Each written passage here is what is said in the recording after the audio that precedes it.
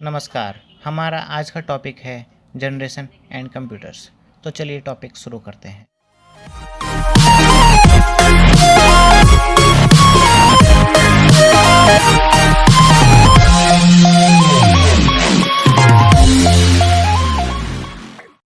Generation of computers, इसमें 5 generation हैं। पहला जनरेशन, फर्स्ट जनरेशन 1940 से 1956 तक, सेकंड जनरेशन 1956 से 1963 तक, थर्ड जनरेशन 1964 से 1971 तक, फोर्थ जनरेशन 1972 से अभी तक, और फिफ्थ जनरेशन जो अभी से लेके आगे जितना होगा फिफ्थ जनरेशन। जो पहले जनरेशन के कंप्यूटर्स हैं उनमें बड़े बड़े वैक्यूम ट्यूब्स का इस्तेमाल किया जाता था और मशीन लैंग्वेज का इस्तेमाल किया जाता था उनको जानकारी देने में और आगे क्या करना है ये सब बताने में। इस ज़माने के जो कंप्यूटर्स थे उनके नाम थे ENIAC, EDVAC, EDSAC and UNIVAC-1। तो चलिए आगे बात करते हैं सेकंड जनरेशन कंप्यूटर की। इसमें जो वैक्यूम ट्यूब्स है उसको ट्रांजिस्टर से रिप्लेस कर दिया गया था, जिसकी वजह से 1/10 से भी कम पावर देना पड़ता था। सेकंड जनरेशन के कंप्यूटर बहुत कम हीट रिलीज़ करते थे, उन्हें बहुत कम हीट की ज़रूरत पड़ती थी, जिसकी वजह से वो बहुत ज़्यादा रिलायबल थे।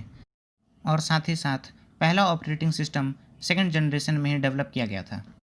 थर्ड जनरेशन के कंप्यूटर्स में सारे के सारे ट्रांजिस्टर्स को हटा दिया गया था और उसके जगह इंटीग्रेटेड सर्किट का इस्तेमाल किया गया था, जिसको आज हम चिप कहते हैं।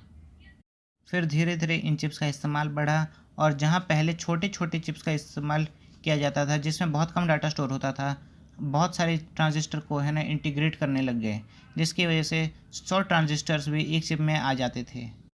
ये कंप्यूटर बहुत ज़्यादा छोटे, तेज़ और रिलायबल हुआ करते थे। हाई लेवल लैंग्वेज की खोज तीसरे जनरेशन में हुई थी। तो चलिए अब बात करते हैं फोर्थ जनरेशन की। LSI and VLSI were used in this generation. As a result, microprocessor came into existence. The computer using this technology known to be microcomputers. High capacity hard disks were invented. There was great development in data communications. और आखिरी में हम बात करेंगे fifth generation computers की। इस generation के computers ज़्यादातर आर्टिफिशियल इंटेलिजेंस पे बेस्ड होंगे और ये अभी भी डेवलपमेंट में है। इसके कुछ एप्लीकेशंस आ रखे हैं जो है वॉइस रिकॉग्निशन और बहुत सारे अलग अलग रिकॉग्निशन ऐप्स, जैसे कि आई रिकॉग्निशन, फेस रिकॉग्निशन। ये पैरेलल प्रोसेसिंग का इस्तेमाल करते हैं और सुपर कंडक्टर्स का यूज़ करते हैं ताकि जो आर्टिफिशियल इंटेलिजेंस है उसको एक रियलिटी बना सके। इसमें क्वांटम कंप्यूटिंग और नैनो टेक्नोलॉजी से रिलेटेड चीज़ें भी होंगी।